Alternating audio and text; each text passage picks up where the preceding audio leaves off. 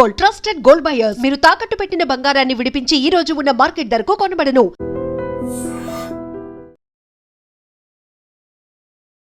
ఎదురుగా అడ్డు వచ్చినటువంటి సునకాన్ని తప్పించిపోయి ఓ కారు ఏకంగా కాలువలోనికి దూసుకుపోయింది. ఈ ఘటనలో ఇద్దరు అక్కడికక్కడే మృతి చెందగా మరొక నలుగురు గాయపడ్డారు. వారిని స్థానికంగా ఉన్నటువంటి వారు రక్షించి హాస్పిటల్కి అయితే తరలించారు. కర్నూలు జిల్లా కౌతాల మండలంలోని ఎరిగేరా సమీపంలోని ఎల్ఎల్సి కాలువలో అయితే ఈ కారు దూసుకుపోయింది.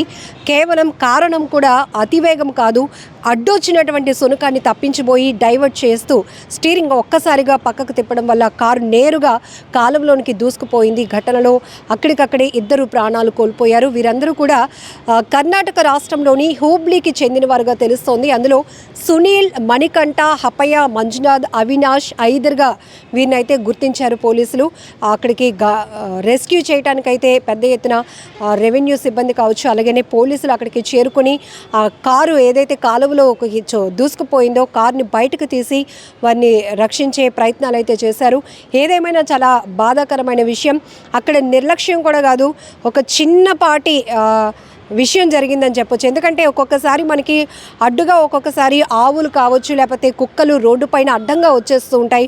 వాటిని తప్పించే క్రమంలో అదుపు తప్పటం, ప్రమాదాలకు గురి కావటం, ప్రాణాలు పోవటం ఇవన్నీ కూడా చాలా చూస్తూనే ఉంటాం మనం.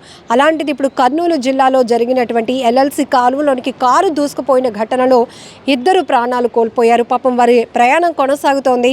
ఇంకాసేపట్లో వారు అనుకున్న ప్రాంతానికి చేరుకోబోతున్నారు. కానీ కుక్క రూపంలో వచ్చినటువంటి మృత్యువు వాళ్ళని కాటేసిందని చెప్పుకోవాలి. ఎందుకంటే ఇలాంటివే చిన్న చిన్న ప్రమాదాలే జరుగుతూ ఉంటాయి, కానీ ప్రాణాలు పోయే వరకు దారి తీస్తాయి. ఇందులో మనం చాలా వరకు చూస్తున్నాం. ఎదురుగా వస్తున్న వారిని తప్పించిపోయి, లేకపోతే లైట్ కనిపించలేదనో, అక్కడే ఉన్నటువంటి చెట్టును చూసుకోక చెట్టుని ఢీకొనటం వల్ల అక్కడ భారీ ప్రమాదం జరిగి ప్రాణాలు పోతున్నటువంటి పరిస్థితులు కూడా మనం చూస్తున్నాం. ఏదైనా ఇది చాలా దారుణాతి దారుణమైన ఘటనగా చెప్పుకోవచ్చు. సో ఎప్పటికప్పుడు మనం అలర్ట్గా ఉండాల్సినటువంటి పరిస్థితి ఉంది. డ్రైవింగ్లో కూడా చాలా నైపుణ్యత అవసరం.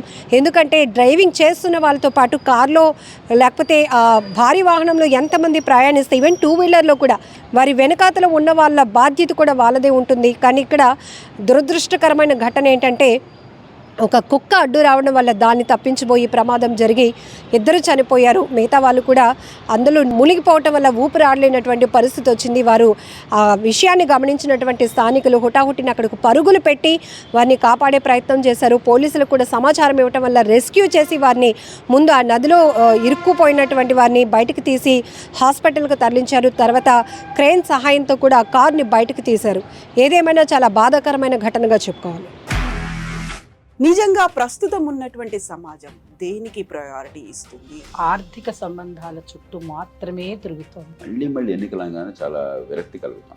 మంచి అనిపిస్తుంది కదా, లేడీస్ కూడా ఛాలెంజింగ్ జాబ్స్ చేసినప్పుడు చాలా బాగుంటది. ట్రాఫిక్ అసిస్టెంట్స్ గా నియమించిన ట్రాన్స్జెండర్స్ అందరితో సాల్యూట్ చేయించుకుంటున్నారు. ఫుడ్ డెలివరీ ఇవ్వటానికి వెళ్ళినటువంటి డెలివరీ బాయ్ అనిల్ పై కళ్ళ ముందు